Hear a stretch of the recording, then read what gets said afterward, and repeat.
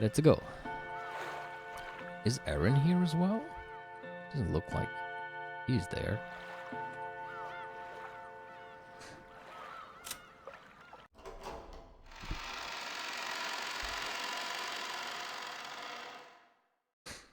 Maybe he's still playing Final Fantasy VII. So, that was the boat, docked in the harbor, and Goda helping to unload it. I don't know, I was wondering yesterday already why it would be playing such sad music here, but I just had the thought, like, in a way this is the final episode, the last time we're going onto the island. So maybe it has this kind of melancholic tone because of that. I might be overthinking it, but it would kind of be, I would be kind of fitting, like this is the final episode, and I don't expect the Answers arc, I don't know, I kind of don't expect the Answers arc to have 4 more visits to the island. I would rather expect the Answers arc to explain the 4 visits we've had, or the 3 visits we've had and the one we are going to have now. So I don't know, maybe it makes sense that we have a bit of melancholic tone here, arriving on the island for the 4th and last time. Assuming that it ends with Battler winning, and this really is the last time, but what do I know? So, Goda is helping to unload it. Then, once all of its passengers had disembarked, the boat began to separate from the shoreline. The relatives were gradually swallowed up by the island.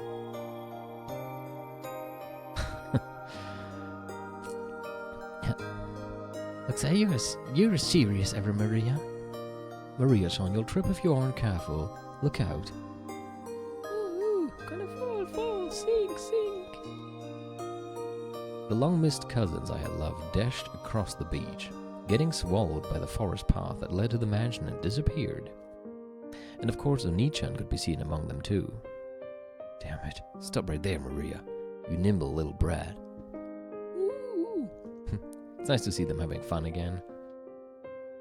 That would also fit, like the sad music would also fit in that respect. Like they're there again, having fun, not knowing what horrible things are going to happen. Maria Oni-chan, whom I'd loved, started dashing, and Oni-chan chased after her. Wait, is this from the...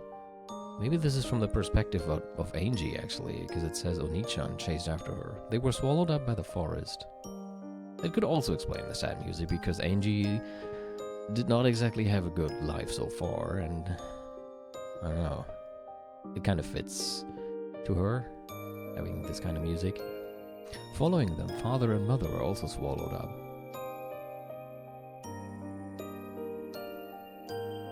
The rest of the parents were swallowed up. They were swallowed up, leaving only me behind. Dumbass, how long are you gonna joke around and play with a witch in a place like this?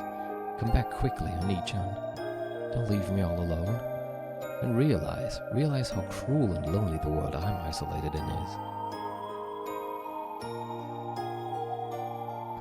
Welcome to Rokkenjima, the island you all know and love as the achievement.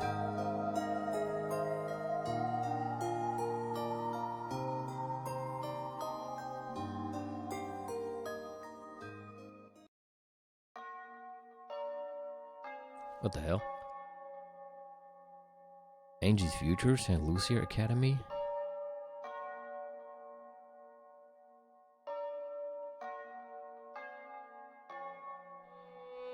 I thought we were on the island. Good day to you. Good day to you. Good day to you is the standard greeting used here. No matter how many years pass by, this style of greeting still feels very awkward. Even though I had responded to the greeting in order to stifle that awkward feeling, the classmate who had spoken looked at me blankly. Gokienyo. Oh, and there's Aaron. Hello. Are you displayed as a user in the chat now, or is Twitch not even capable of updating that in time? No, there you are. Huh? Huh? What's that? It seems you're mistaken. The choice of words and manner were certainly what you'd expect from a school for rich girls, but the actual meaning was as innocent and cruel as you'd expect from kids of that age. It seems they found it funny that I had mistakenly thought the greeting was directed at me.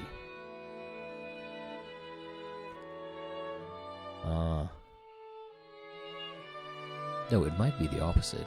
Maybe they didn't know how to react after being suddenly greeted by a gloomy, quiet kid like me. No, judging by the gazes of my classmates, who were looking this way over their shoulders and whispering to each other, it looked as though some of them considered this refreshing morning ruined. I was dark, because I was disliked, so trying not to get in the way of everyone's refreshing morning anymore, I stooped lower and entered the classroom, almost like I was cutting through the aisle in a movie theater while the movie was running. This is an all-dorm school, St. Lucia Academy. It's not a school that anyone can get into by taking a test. It's a hidden rich girls' school, known of only by a select group of celebrities from various fields. Does something like that actually exist? I mean, it's a fictional story, of course, so it definitely can exist here. I was just wondering, it would be interesting to know if there are, like, secret schools for rich girls. For lofty nobles who truly wish their daughters could be raised like saints, this is probably the ideal school in which to protect them from the impurities of the common world. But at the same time, it was probably also convenient for nobles who wanted to confine daughters they didn't want out in public. As well as an academy isolated from the impurities of the common world, it also held excellent potential as a prison school. I was truly among the latter and was confined in St. Lucia Academy, forced to live my life in dreariness. Of course, there weren't that many students like me, and you couldn't tell us apart at a glance. However, even if we never fessed up about it, you could usually figure out who we were by watching how we acted. After all, we were always hanging our heads with an expression on our faces as though the whole world had abandoned us. Do they have, like, fake names?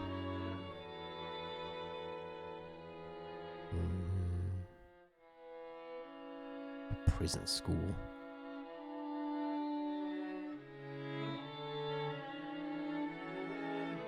Oh, sorry. Anyway, every class had one or two kids like that, so even if they didn't speak up about it, you could guess who they were. Therefore, even though I never confessed that I was one of those kids, at some point everyone in my class knew about it. Just like how the seriousness of an injury becomes a sign of status in a hospital room, how noble a birth one had became a sign of status here. Those girls who couldn't be acknowledged in public were probably nothing more than filth to the others. They must have thought that getting involved with such students would dirty them as well. When a rumor sprang up about a particular student, those fastidious girls would grow cold and distant, chasing that student out of all social groups. Thanks to that, I led a quiet school life like this, all by myself. Well, it's only of hearing people whisper behind my back, finding my things lost or broken all the time, and having everyone pretend like they didn't know anything can be called a quiet school life. I would rather call that a pretty horrible school life. Even this early in the morning, I must look worn out. I can almost understand why my other classmates, who had a refreshing morning, looked at my face and wanted to click their tongues. Consciously trying to do as I should and avoid tainting my classmates' morning, I quietly took my seat.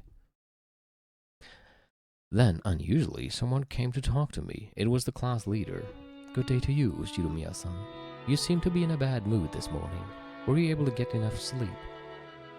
Is there some business you have with me? You're the only one who has not submitted a questionnaire for the class presentation, Uryuuu-san. Did you forget that the deadline was yesterday?"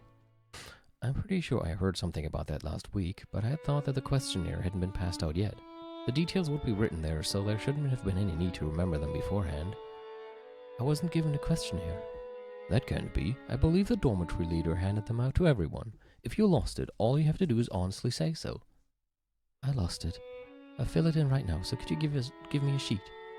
Again, either someone lost my sheet or they intentionally didn't tell me about it, but I have no way of knowing who was behind that. In the end, treating it as though it was my own carelessness would settle everything more quickly. Once you filled it out, drop it in the questionnaire box in the student council room yourself. Our class is the only one that didn't get everyone's in by yesterday. As I hung my head at the class leader's scolding, I could hear the giggles and whispers of people watching coming from no direction in particular. Uryuuu-san did it again. She's just so careless. She doesn't deserve to be in this school. She has no dignity and no manners either. Sounds like a great life so far. Sorry girls, but I've dealt with much worse when it comes to unfair personal attacks. As I froze my heart and let those arrows of ridicule pass by, I quickly filled out the questionnaire.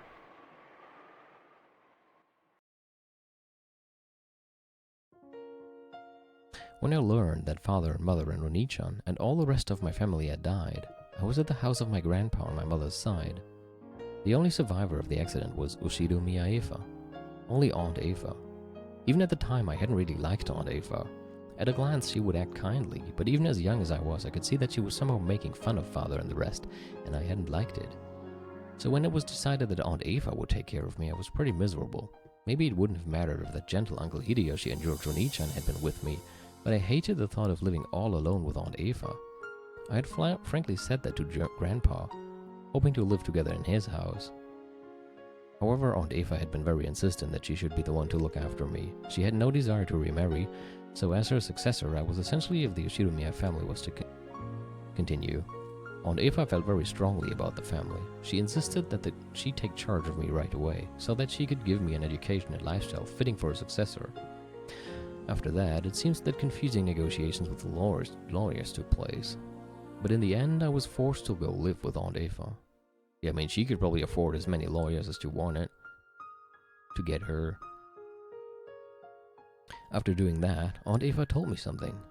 You must bear all of the glory and history of the Ushiro family, and in order to make you a fitting successor to bear that, the rest of your life will be dedicated to frantic studying. Sacrifice the rest of your life for the Ushiro family. Yeah, fuck that. I would not be down for that. That's what she said. At first I thought she meant that literally, but I quickly realized that wasn't the case. Because even now, in Aunt Eva's eyes, the one most fitting to succeed her was the late George Oni-chan. At our first meal together, I received strict instructions and questioning about table manners, and was forced to listen to her abuse mom and dad as though they'd been neglectful in their discipline. I also received the same strict instructions regarding manners at my first party, and my clumsiness had been disparaged in front of everybody, forcing me to endure insults to mom and dad as well. After that, repeated over and over, I eventually began to understand. Aunt Eva didn't really want to make me her successor. She thought George Oni-chan was the only one truly suited to be her successor, and she couldn't forgive the fact that it was to be me instead. So she insulted me in front of lots of people. She humiliated me, and she made it known exactly how I was inferior to George Oni-chan to both acquaintances and strangers, surely in place of a memorial service for her dead son, or rather, she must still be mourning his death. Yeah, that sounds like a very unhealthy way of mourning that. However, there wasn't something I could endure. I couldn't possibly live together with Aunt Eva. That wasn't something I could endure. I couldn't possibly live together with Aunt Eva. I was kept like a pet, my life continually compared with her dead son's. I understand that even when I was still in elementary school. Understood. Man, I can't read today. I understood that even when I was still in elementary school. I tried to escape the Ushiro house and run off to the house of my grandpa on my mother's side. However, Aunt Eva had already foreseen that. Now, thinking back on it, she might have lured me into escaping. I was caught by the guards and brought back. And for being a coward who had smeared the Ushiro family crest with mud and tried to throw it away, in a way that makes my whole body shake and shiver just remembering it, I was punished. How should I describe what Aunt Eva was like when she punished me? In a frenzy? Gleeful? I saw the anger and sadness of losing her beloved son, as well as the hatred and pain from me stealing that inheritance from the son who should have received it. And the dark pleasure at being able to let those feelings out on me. I was hit with all those negative emotions at once. Then all of my free time and freedom to act was stolen, and I was put under surveillance around the clock. I may have lived in a gorgeous mansion, dressed in expensive clothes, but my heart and my dignity had been trampled upon, and I was the Ushiro family's slave, its cattle. Compared to that lifestyle, the derisive laughter of my classmates here was calm and pleasant. It cost my heart no trouble.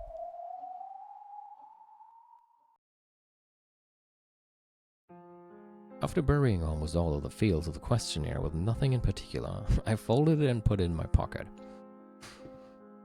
Because if I left it in my desk, it might disappear again.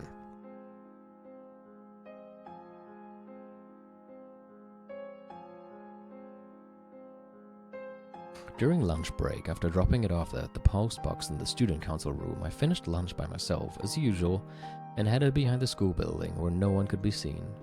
Only my time by myself could protect me from the derisive laughter and gossip, since I was hated and didn't have a single friend. My time alone was the most kind to me. After checking the surrounding bushes to see whether some malicious classmates were hiding and threatening my time of quiet, I finally relaxed the tension from my entire body, knowing that I had gained some true peace. Then I let out a sigh.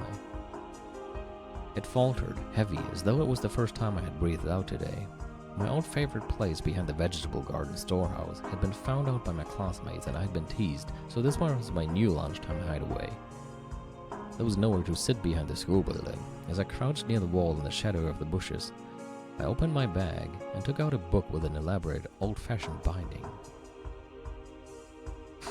Just glancing at it, you'd probably think it was a religious book or something written in the Middle Ages, but it was just the Necronomicon. No, but this wasn't a book, it was a diary.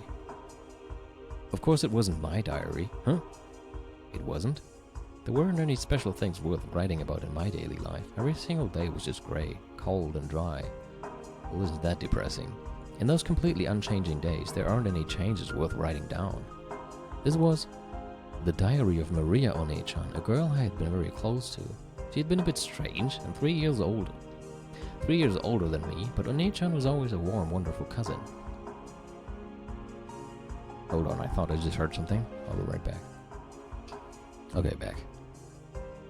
Might have to check again a few times, so we'll see. Shouldn't usually take long though.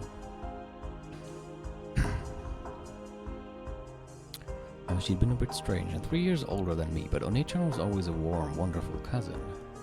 She would always grab me by the hand and let me join in on some fun game. I remembered that being able to see her was the most fun part of our family gatherings. When I opened the diary, the characters, which were made fairly skillfully considering that this was an elementary schooler, were packed close together, though they were written on every other line. Was she just hopelessly obsessed with jotting everything down in her diary? Probably not. To her, writing her daily life down in a diary was probably like having a conversation with another part of herself, though rather than an object on which the events of her day were written down, Maria One-chan's diary was written like a letter to another part of herself, telling of the events of that day. I found this diary among her belongings after her death and secretly took it home. At first I felt that reading someone else's diary might be boorish and satisfied myself with just keeping it by my side, but I couldn't help flipping through the pages and reading through it bit by bit, and by now she had become my only friend. I gently opened to the page with the bookmark. Sorry to keep you waiting, Maria One-chan. Could you let me hear your story again? At the same time, a very, very soft breeze blew, tickling the paper. I thought the open diary might have sparkled faintly. The weather is good today. Maria One-chan loves the wonderful rays of sunlight, so I'm sure she's in a good mood. On the pages of the open diary, no, in the world of the diary, Maria One-chan showed herself. I'm pretty sure she was 9 when she died, so her form was already younger than me. But I call her One-chan, so she affectionately calls me Angie. Oh, Angie, you were slow getting here today. Was it packed at lunch? Yes, it's always packed. Groups of friends set up camp in the seats, and they stay there even after they've finished eating. It's pretty fatal if you get to the dining hall late. I was on cleanup duty today. Ooh, you eat fast. The faster you eat, the more you can play. Ooh. Can't do the high voice today, man. Maybe she realized I was holding a grudge because that duty had been forced upon me and shortened my lunch break by a bit. Maria One-chan brightly changed the subject. Grateful for that act of kindness, I responded by saying I was a slow eater. Maria calmed me down, saying something about teaching me the trick to eating fast. I read about it in her diary. No, I heard it from Maria One-chan. She was ranked number 1 among the girls on the speed eating ranking for a grade's newspaper. She was apparently very proud of that, but a little disappointed that their mother, Aunt Rosa, hadn't praised her very much for it. I wonder why. Ooh, let's start our story for today. How far did we get yesterday? Ooh.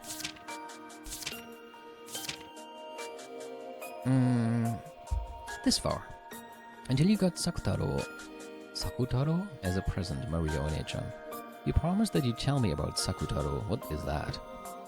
Ooh. Let's talk about Sakutaro. You know Sakutaro is really cute stuffed. Is a really cute stuffed animal. I'm sure you'd like him too, Angie. Ooh. Yeah, tell me that story. The only time I can relax at school is when I'm listening to your stories during lunch break. Ooh, I'll tell you about it. Sakutaro was really, When I looked at Maria Onechan, who was always in a good mood, it made my heart feel warm as well. As I listened to her tale, I began to get absorbed into her world.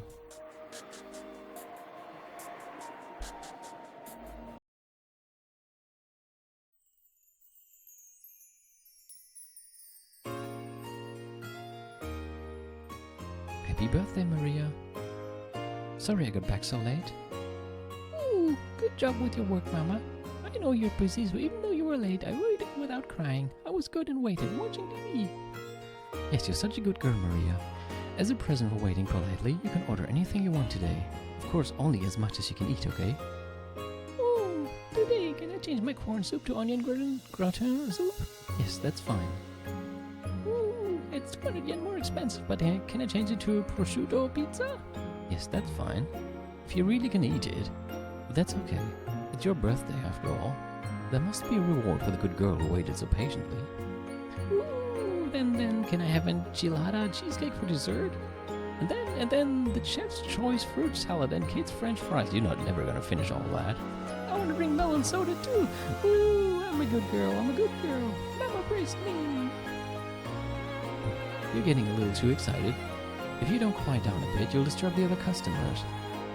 When Rosa gently admonished her, Maria stuck her tongue out and eased up a little, but it seemed that she was having a hard time repressing her excitement at being able to eat out with her mother after such a long time. Today was Maria's birthday.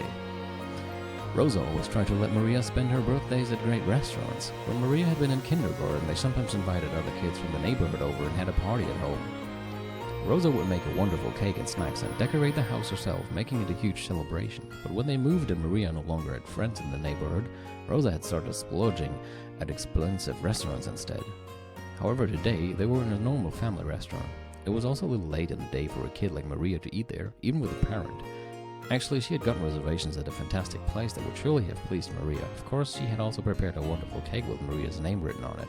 But Rosa just hadn't been able to finish up her business and had been forced to cancel.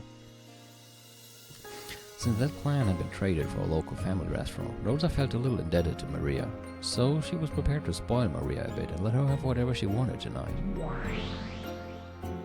You never used to eat much, did you, Maria Onechan? Was it really alright to order that much? Ooh, I can eat very much, but I like to have a lot lined up. I can't eat very much, but I like to have a lot lined up. You know, like on a birthday table. If it's colored all over with red and blue and green and yellow, it makes you really happy. You're right. Having your birthday table be colorful can make you feel happy. Birthdays at my place were no match for yours and Maria Onechan, but the cakes we bought at the Fumiya store in front of the station were always gorgeous. Angie thought back to her own birthdays nostalgically. Even though Dad was busy, he sometimes came home just to show up at my birthday party and then went right back to his company. At the time I was sad, but now I understand how important I was to Dad. Of course, Mom also took very good care of me. In particular, her birthday presents were always in excellent taste, and she sometimes arranged for them several months in advance. Even though we always sent an invitation to Butler on Ichan, he didn't get along with Dad or something, so he kept not coming. So when he did come, I was really happy. The birthday parties when the whole 4-person family gathered made for fun memories that I'll never forget. Ooh, Angie's birthday sounds like a lot of fun too. Peddler and Uncle Rudolph are really lively. Yay, yay! Bella got covered in cola. Ha. Maria Onechan peeked into my happy memory. As I sat quietly wearing the origami helmet that Dad had made for fun, I was a little embarrassed. In my hand was a paper gun that Butler Onechan had folded for me, and Mom was taking a commemorative photo. It was the happiest moment of my life. Especially because Butler got covered in cola. But your birthday is no worse, Maria Onechan. And this is the day you get him, right? Sakutaro. Ooh, I was really looking forward to it. I got so excited, wondering when Mama would show me the red present in the corner of her bag. Sakutaro is the name of a stuffed animal that Maria was to receive that day. For quite some time before then, Aunt Rosa had been making a stuffed animal to give Maria as a present today. Hearing that it was a cute lion stuffed animal, Maria Onechan had already given it the name Sakutaro, even though she hadn't received it yet. Today she was looking forward to meeting Sakutaro, even more than her own birthday. Aunt Rosa ran a clothing design company. It seemed to be some kind of brand name. What was it? Anti-Rosa? Anti-Rosa? What the hell? It seems their catchphrase was "I can't forgive the me of yesterday." Huh? What kind of catchphrase is that? Unfortunately, I've never met someone who knew of that brand name. Maybe it wasn't that famous. So Aunt Rosa was pretty skilled with her hands. I heard that she made some of the clothing she wore herself, so making a stuffed animal had to be well within her capabilities. A handmade stuffed animal, that's pretty amazing. By the way, why did you call it Sakutaro? Oh, actually, I wanted to call it Sakura, but it's a male lion, so she told me to give it a boy's name. So I added a boy like Taro and called him Sakutaro. Eventually, the last "oo" disappeared. Why Sakura? Oh, the main character in Card Master Sakura. That like Card Capture Sakura, or whatever it was called. It was the name of the main character in a TV anime that was popular at the time. The fact that she had simply borrowed the name of a character she liked was, how should I say it, as innocent and cute as you'd expect from someone that age. Ooh, Mama, still no Sakutaro? I want to let Sakutaro join in on my birthday too. Presents always come at the end, right? If you open it now, it'll get dirty. Card Captor Sakura, yeah, that was it. Hold on until the meal is over. Finish eating quickly. As soon as she proclaimed that, she started tearing into her meal. Aunt Rosa got mad at her, saying that was rude. It seemed that she'd expected this would happen right away. I also thought that, given how straightforward Maria was, that was probably what she'd do, so it was kind of pleasant when my expectations weren't betrayed. In the end, Aunt Rosa lost to her daughter's eyes, which were sparkling with anticipation, cleaned up the table, and took out the long-awaited wrapped present. Happy birthday, Maria. I wasn't able to spend much time on it, so I couldn't make it very well. Ooh, if you made it, I'll be happy with anything. Ooh, Sakutaro, Sakutaro. Ooh. Aunt Rosa spoke a bit humbly, but Maria Onechan was happy even before opening the wrapping. I could really understand that feeling. It's not a problem of quality. Just the fact that it was a handmade present was more pleasing than anything. Can I open it? Can I open it? I wanted to wait until we got back home before doing it, but just for a bit, okay? We'll just take a look and say hello and put it back. We can give him a proper greeting once we get home. We're in public, so you can't fool around, okay? Can you promise? Ooh, promise, promise. So, can I open it? Can I open it now? Mama! Yes, just for a bit, okay? Yay! Before Aunt Rosa finished talking, Maria started unwrapping it.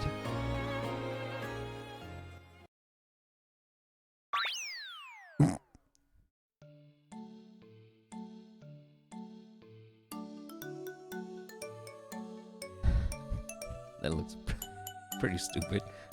As soon as she did, yellow and orange peeked out. What appeared was a slightly blank-looking lion stuffed animal with cute round eyes and a white chest. It was about the size of a small pillow. It looked pretty big next to someone as short as Maria Onechan, but it probably wasn't that large. From the perspective of someone who didn't know better, it would probably look like something cheap, bought from a department store or something. But to Maria Onechan, it was her mother's handmade stuffed animal, the only one of its kind in the world and irreplaceable. Sakutaro, Sakutaro! Cute, so cute! Thank you, Mama, thank you, Mama. Thank you so much for making such a good stuffed animal, even though you're so busy with work. If you praise me that much, it's actually embarrassing. I couldn't take much time, so I couldn't make anything that good. I actually wanted to make one so big that you couldn't wrap your arms around it. No, this is good. With this size, we can always be together. We can go out together. Sakutaro, I'm your Onechan, Uryuuu! It really is an adorable stuffed animal. So this kid is Sakutaro, your best friend. Ooh, we can't go to school together, but me and my best friend are always together at home. You know, Sakutaro is really innocent and cute and always nice to me. He supports me when I'm feeling down and plays a lot with me when I'm feeling good. So I'm never lonely anymore. Not lonely when Mama's busy with work and I'm all alone, not even when no one plays with me at school. Isn't that right, Sakutaro? Would you?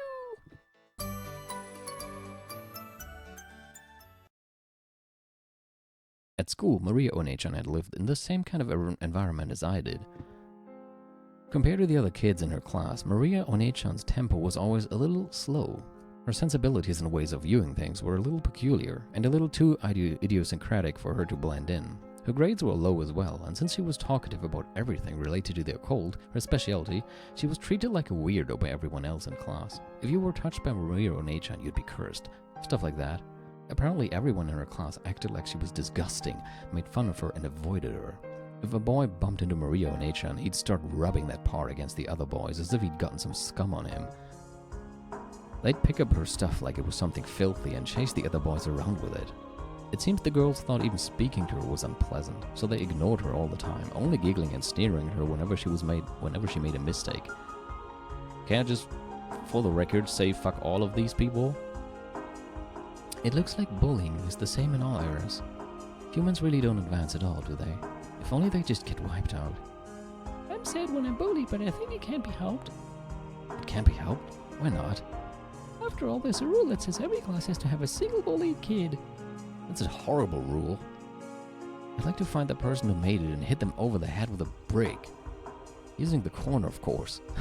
If I wasn't there, then there'd surely be a new bullied kid chosen in my place. By staying strong, I can protect that kid. Well, that's at least a nice way of... I don't know. Enduring it is the only word that comes to my mind. As she said that, she smiled faintly. Maria Onechan's way of thinking really is unusual. According to her, from the beginning, a witch had resided in that place called a school. Now, she says that any place where a lot of people gather will have a witch residing there. The witch tries to steal the students' souls through death by disease or accidents. Apparently, she sometimes also corrupts those souls, leading them down that path of evil. The witch, I mean, not Maria. She says that an angel came, not content, to let that continue. And the angel tried to finish off that witch. The witch was powerful, and the fight took 7 days and 7 nights, but even then it still wasn't over. The tired-out witch asked for a truce and proposed this. I heard about that one before. Until now I've made half of the students in the class become sick or injured, but in exchange I've protected the remaining half of the students from sickness and injury. Therefore, if only one member of the class becomes a sacrifice to me and is made into the bullied kid, I shall protect all of the other students from sickness and injury. Right? Oh, the angel thought about it. Compared to half the class meeting with misfortune, having only one person be unfortunate would be much better. Then the witch said that she'd protect the safety of all the other students using her powerful magic. If there are 40 students in a class and the 20 victims are reduced to 1, then 19 people are saved. It's actually a reasonable proposal. I wonder if there's some theme behind this fairy tale. If it's a creation by Maria Onechan, a 9-year-old girl, that'd be pretty impressive. The angel decided to accept that proposal, so through that single sacrifice, 19 people were saved. That's why my role is important. The witch is protecting 19 people. Because we become sacrifices? Well, I don't remember ever being thanked by those 19 people. Maria Onechan's idea was too compassionate. Both of us are suffering from a very similar type of misfortune. And yet, maybe a small difference in our way of thinking changes how peaceful our hearts are. So you aren't sad, Maria Onechan? Oh, I'm not sad at all. After all, I'll be together with Sakutaro from now on, right, Sakutaro? Uryuuu, if I can be with Maria, I'll be happy too. Look, Sakutaro says he's happy too. Maria Onechan hugged the Sakutaro stuffed animal, playing both sides of the conversation herself. I don't understand it, but that's exactly why I want to reach Maria Onechan's level. So I was intensely drawn to her tale and her words.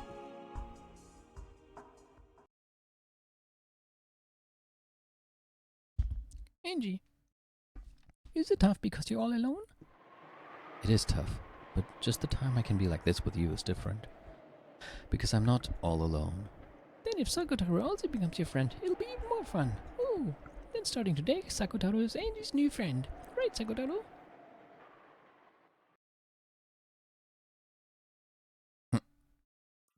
Uryuuu, I am Angie's friend. Uryuuu, Angie. Skillfully moving the stuffed animal like it was a puppet, Maria Onechan expressed Sakutaro's emotions. She was controlling him, but the charming way he waved his short hand and cocked his head to the side made it feel like he really was a new friend called Sakutaro. Of course, looking at it with cold eyes, it will only appear that Maria Onechan was comforting me when I was grumpy, but a soul had definitely been sent into that stuffed animal. The soul of Maria Onechan's love, so I acknowledged the existence of a being called Sakutaro inside that stuffed animal. Come on, say hi to Sakutaro too, Angie. Come on, you say hi too, Sakutaro. Oh, it's Angie, a scary person. As Sakutaro timidly looked at me, he unexpectedly met my gaze and hid behind Maria Onechan's back in surprise. Maria Onechan really is good at playing with stuffed animals. It's okay, Sakutaro. Angie isn't scary. She's a really nice girl. Oh. Hello. Oh, I'm Sakutaro. Uryuuu. Pleased to meet you, Sakutaro. I'm Angie. I'm glad to have a new friend. I held out my hand as though asking for a handshake, and Sakutaro's short hand was stuck out towards me, lightly touching my index finger. After all, when a human and a stuffed animal shake hands, their sizes are too different. This greeting by touching each other's fingers was our handshake. Now Angie and Sakutaro are already friends. 2 people are more fun than 1, and 3 people are fun than 2. Uryuuu. Maria Onechan had given the name Sakutaro to the stuffed animal she was to receive on her birthday, and had warmed and expanded his existence in her heart for a long, long time. Therefore, even before she met him, his existence was sublimated into her personality. Even at the first moment they met, they were already friends. Of course, that wasn't anything extraordinary in Maria Onechan's eyes, although I don't think she'd personified and loved anything quite as much as Sakutaro. She loved the things she owned very much, treating them just like friends and beloved pets. Maybe Aunt Rosa hadn't let her keep a pet at some point in time, so she felt like treasuring objects instead. And maybe she was so isolated that she'd been forced to find a friend nearby. Because of all that, what happened that day wasn't anything extraordinary from her perspective. Even so, Sakutaro, no, maybe I should call it Sakutaro, like Maria Onechan. There's no doubt that Sakutaro was a stuffed animal, no, a friend whom she loved more than anything or anyone. Oh. Hello? It's Mama. You're in a good mood. Is a friend over? Oh, playing with Sakutaro. Sakutaro, knock it off. It was already about 9 at night. Rosa had asked because this wasn't a good time to have a friend over, and she'd just been a little surprised. But when she thought about it, Maria didn't have any friends who would come over to play, did she? That's sad. Even so, to think that she'd have so much fun playing with that stuffed animal. Rosa was very pleased that Maria had liked her birthday present so much. Sorry, Mama just can't get her work finished tonight. The next season's lineup is having a tough time. It looks like we're finally starting to get orders bit by bit, and I want to somehow give it a bit more impact so we can answer to their expectations. So you're spending the night? Sure, okay. Do your best, Papa. Really? Thank you, Maria. Thanks for being understanding about Mama's work. Rosa was surprised that Maria had accepted so easily that she wouldn't be able to come home from work. To Rosa, having to tell Maria that she'd be coming home late or staying overnight was a huge burden. Maria would start crying about how lonely she was on the other end of the phone, and it took a lot of time and effort to calm her down. To think that Maria would accept it in such high spirits. Is this also thanks to Sakutaro? Rosa was once again pleased that she'd given her daughter such a good present. I'll make sure I come back this time tomorrow. Let's eat dinner together then. You haven't eaten dinner yet, have you, Maria? Buy a bento at the convenience store and eat it. No sweets and no soda. I'll check the receipt and the change, understand? Oh, shopping with Sakutaro, shopping with Sakutaro. Hey, not Sakutaro. Have a watch over the house. From Maria's manner of speech, Rosa got the feeling that Maria might have gone shopping with that stuffed animal without her knowing about it. Rosa's forehead creased, and after sorrowfully saying that Maria definitely mustn't do that, she hung up. Oh, Mama said I mustn't go shopping with Sakutaro. Oh yeah, can't go shopping with Maria. Staying home alone will be lonely. Why did Mama say not to go shopping with Sakutaro? Oh yeah. I'm sure that if Maria was seen with me, it will be embarrassing. Embarrassing? Why? Mama says not to take me outside a lot, and she usually says Maria can't do it because she's too old. But I'm not embarrassed at all to be with Sakutaro, right? I'm a lion, but I'm a stuffed animal. You're a lion and a stuffed animal, but you're my friend. So let's go out together. Just when Mama isn't around as a secret. You aren't saying that you're embarrassed, are you?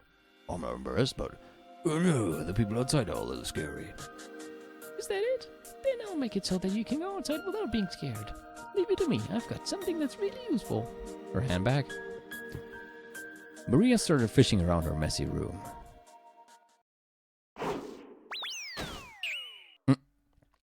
Rosa often told her to clean it up, but Maria apparently didn't like doing it. However, Maria herself knew more or less where everything was, so much so that if it were to be cleaned up, she would have trouble finding where anything was. Here it is. Hey, look, Sakutaro. A knapsack. Maria proudly held it up high. Sakutaro looked at the knapsack, which was gaping open, squirming as though saying, Are you serious? Oh yeah, Maria, you aren't saying. This way we can go shopping together and Sakutaro won't be scared. Maria held Sakutaro up and started stuffing him into the knapsack. At first she tried to stick him in head first, but then he'd be upside down and suffocate. So she pulled him out and tried pushing him in again. Feet first. Tight, cramped, dark. Look, it's alright. If you stick your head out, it isn't cramped, it isn't dark, and it isn't scary. And it's a good view. You're right. Is it okay for me to go shopping with Maria like this? Yeah, it'll be fine. What should we get for dinner tonight? Come on, let's go on, Sakutaro. Looks like you're having fun, Maria Oni-chan. Yeah, it's a lot of fun. Even things that would be lonely and boring alone all become fun with Sakutaro. Any human friend would have to go home when it gets late. But Sakutaro doesn't go home, so we can be together all the time. He will watch TV with me, be together even if it's dull, and even hold my hand on scary nights when there's thunder. We'll chase away the monsters in the closet and under the bed. Sakutaro is reliable. Well, since I'm a lion, I'll show my courage and chase away any monsters that scare Maria. They were so close that it made me a little envious. I'm supposedly older now than Maria Oni-chan was then, but Maria Oni-chan really is my Oni-chan and I still haven't reached her level. If only I had a friend close by like Sakutaro. Sakutaro and I are your close friends, right? We are always by your side. It's just that your magic is weak, so you can't perceive us unless you open my diary like this. Perceive? You know some pretty difficult words, Maria Oni-chan. According to her, this world is full of magic and spirits, and there is natural nearby as a light breeze. You don't normally notice or see the wind, but when incense, smoke or something draws trails, you can see it, right? Right, and even if you can't see it, it's always nearby. That's it. We are always really close by to you, Angie. Gods and spirits and guardian spirits are always right next to us. But if you are unconscious of them, you can feel their existence, like wind that can be seen with the eyes. But they certainly are near us, and if they draw trails in the smoke called magic, anyone can see them. I thought I'd only be able to meet Maria Oni-chan while this diary was open, but from what she says, she's always with me, and I can meet her at any time if I truly desire to. Along with a record of my life, I left a fragment of my own soul in my diary. Oh, did you? How did you do that? So the power of my magic resides in this diary. But it's very faint, so only you can feel it. Only I can tell it's there? Yes, after all, the power of a witch resides in you, just like me. Horcrux. If you study hard, you too will definitely become a great witch in the future. A witch? I wonder if that'd be fun. Well, it is fun.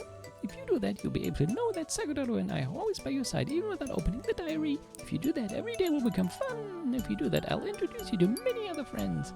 If you do that, every day will get busy and very lively. That might be fun. I do have the grimoire you left behind, Maria Oni-chan. I'll try reading it seriously sometime soon. If I do that, I won't be all alone anymore, right? Uryuuu. Maria Oni-chan and Sakutaro said that at the same time, happy that I had developed an interest in the world of witches.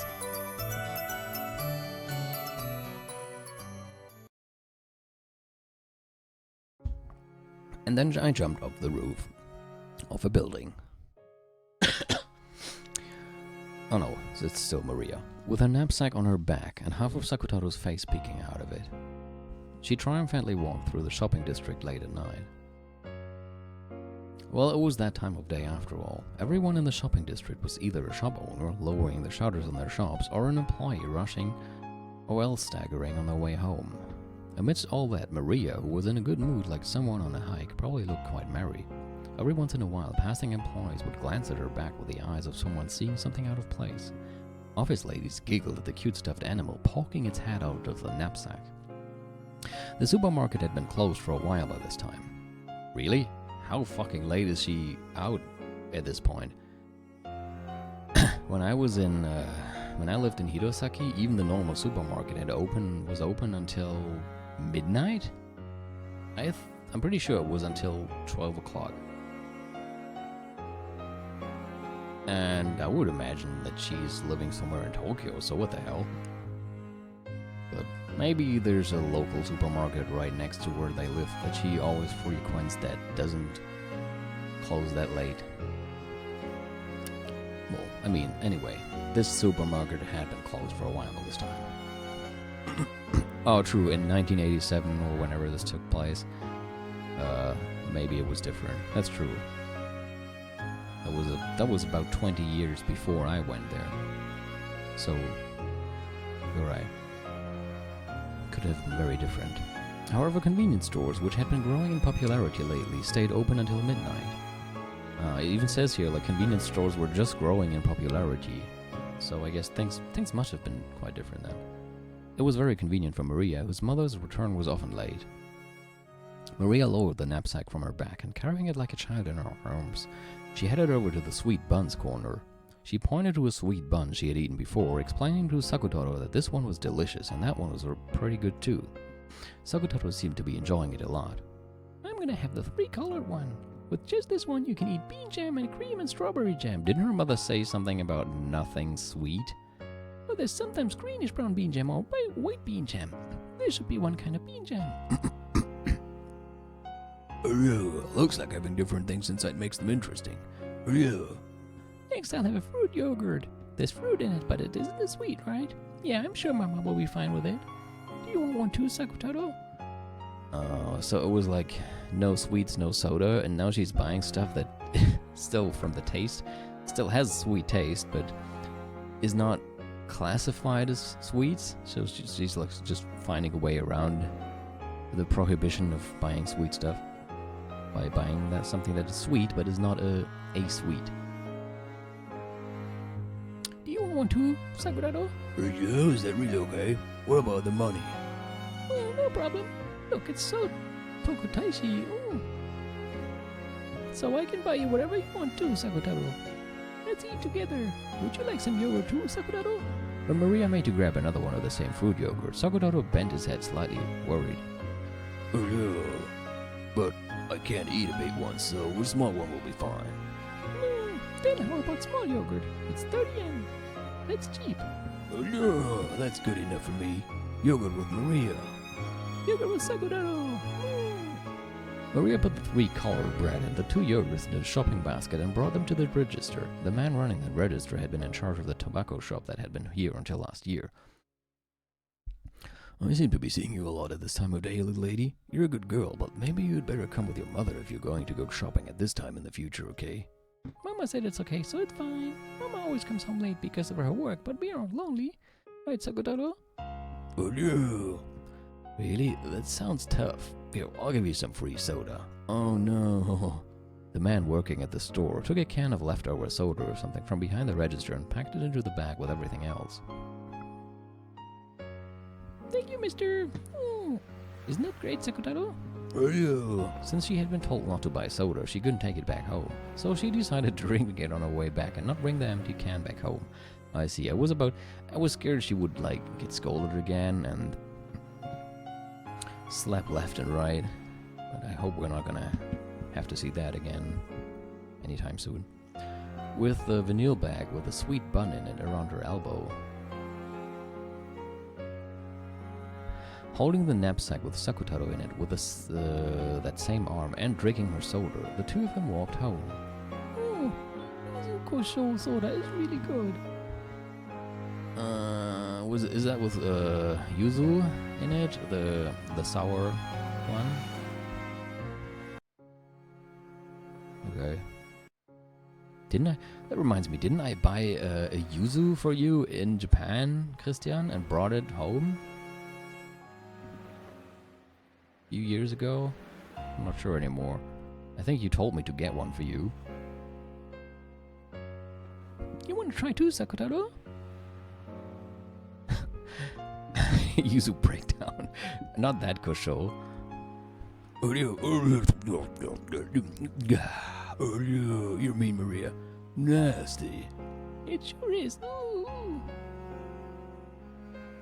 Of course, it's not like she could actually make a stuffed animal drink soda. She just put the can to Sakutaro's mouth and pretended to tilt it. But it was fun for Maria to share the taste of this weird drink that she had gotten for free with Sakutaro. There was a huge moon in the sky. At times, that moon had been clouded by tears when she had been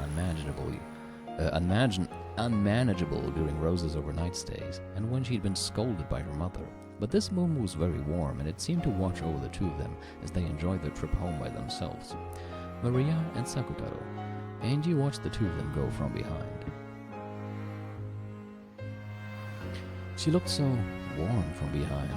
After looking at the backs of Maria Onechan and Sakutaro together, it became very hard to remember all of those long nights when she had cried because her mother hadn't come home.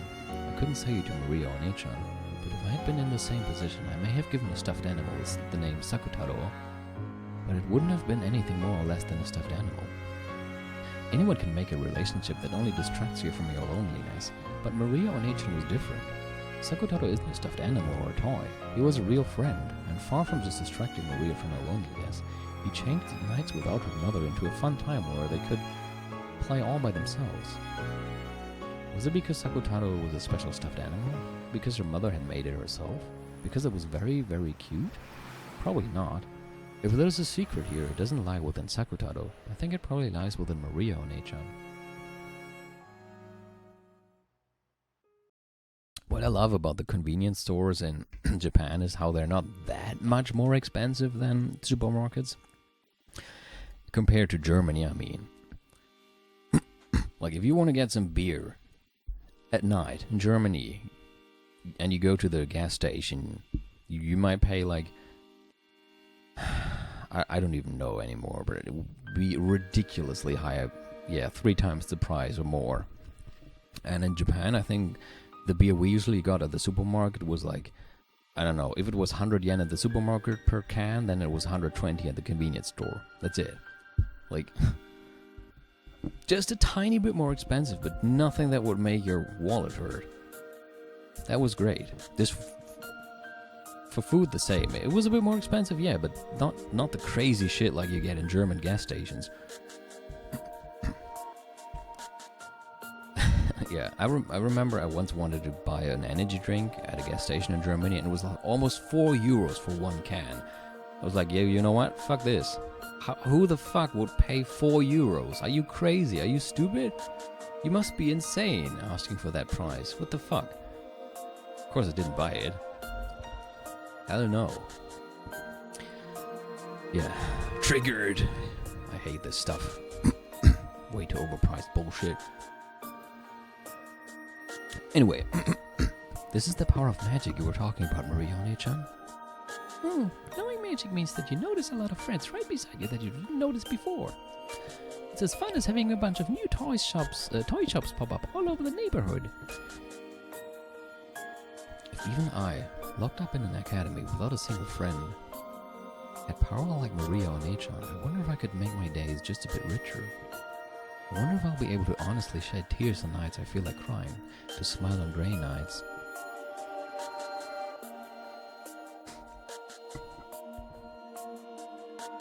Huh? I wonder if I'll be able to honestly shed tears on nights I feel like crying, to smile on grey nights. Okay. It was a bit confusing to me. Hold on, I'm hearing something again. The hell? I'll be right back.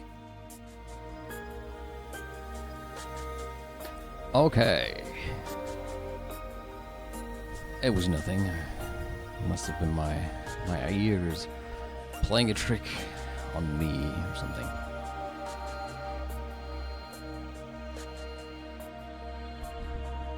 Angie's uniform is designed with the classic anime boob bag. There's no way the cloth would work like that otherwise. Yeah, I feel like every character has that here. A bit too much for my taste, but whatever floats your boat, right?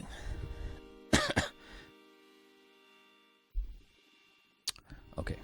Yes, you can. You can do it. After all, you also have what it takes to become a witch. What it takes to become a witch. I have what it takes to become a witch too, so I've still got a lot more studying and training to do. Hold on. What the hell? I think it's actually the wind. Open windows and doors. You know. I have what it takes to become a witch too, so I've still got a lot more studying and training to do. I'll definitely become a wonderful witch, flying in the sky on a broom, drawing rainbows with my cane, making candy fall from the sky. I can definitely do it. Then I'll show you too. It'll definitely be like a scene from a wonderful dream.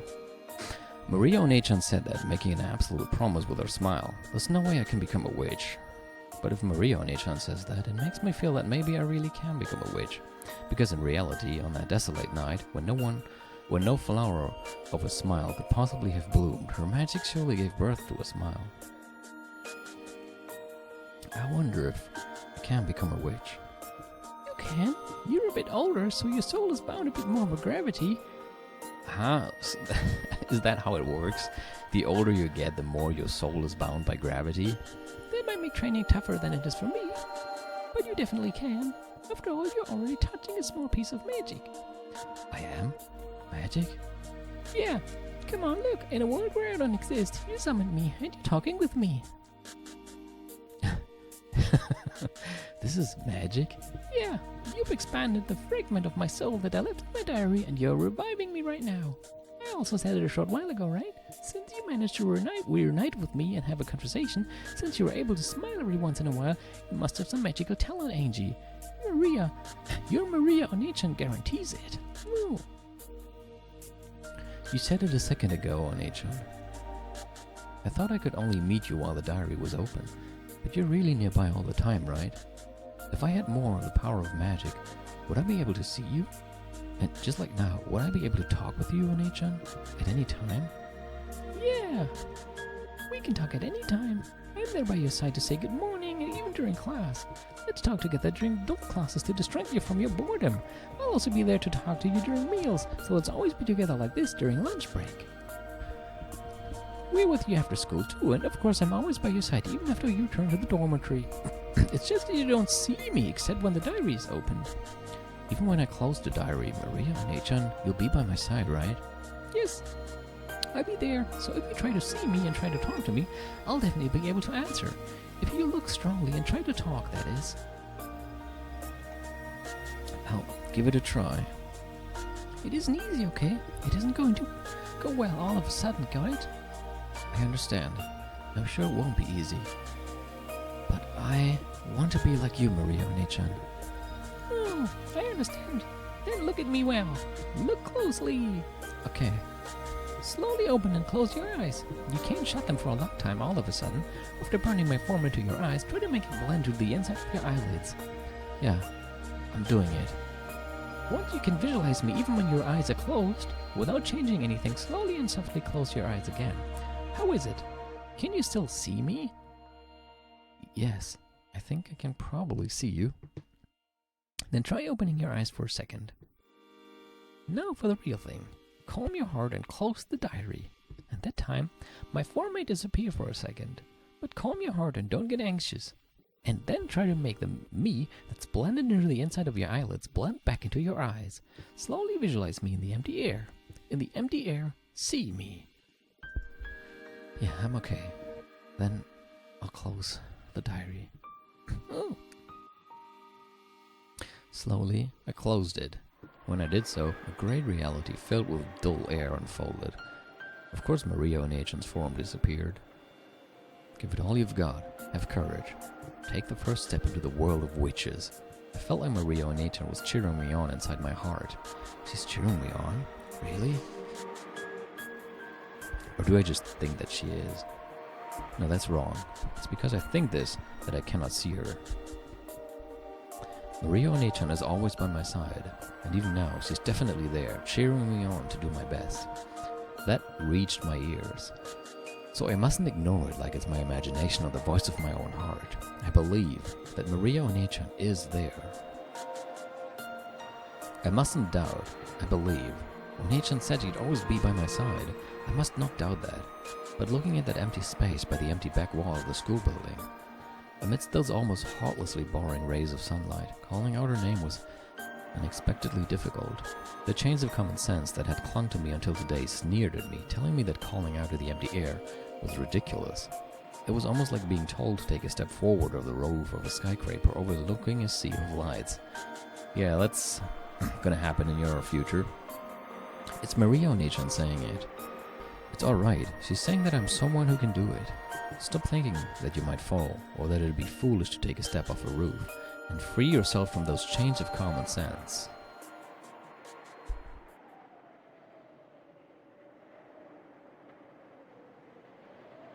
Whew. Okay. I steadied my breathing. I concentrated my mind. Make the vivid form of Maria Onechan in the empty space before you rise to the surface. Understand magic and see Maria Onechan.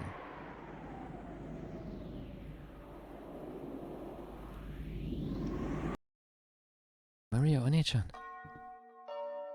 Huh? Is someone there? At that time, I was answered by a rustle in the bushes and a wild cry, and I came to my senses. It looked like I wasn't the only one behind the school building. Now, since I'd been so immersed in the world of the diary, I hadn't noticed someone coming. I recognized a group of 3 beyond the bushes. They were kids from my class. From their appearance, it felt as though they had come behind the school building to gossip about someone or talk in secret. I hurried out of the place. Because if it became known that I'd been alone in a place like this, numbling to myself, I'd become a pain again. She said it, right? She said it, right? She said Maria Onechan or something, right? Isn't that creepy? She isn't seeing spirits or something, is she? Yoshido-miya-san, so funny. I could hear the shrill, loud laughter from behind. Irritated and feeling that Maria Onechan had been made fun of, I left that place at a quick pace and then a jog once I turned the corner. And I might have made it to Onechan's world with just a little more time. It was frustrating, aggravating. Why does everyone get in my way? I haven't gotten in anyone else's way, not even once. I ran and ran, but it still felt as though I could hear their shrill laughter.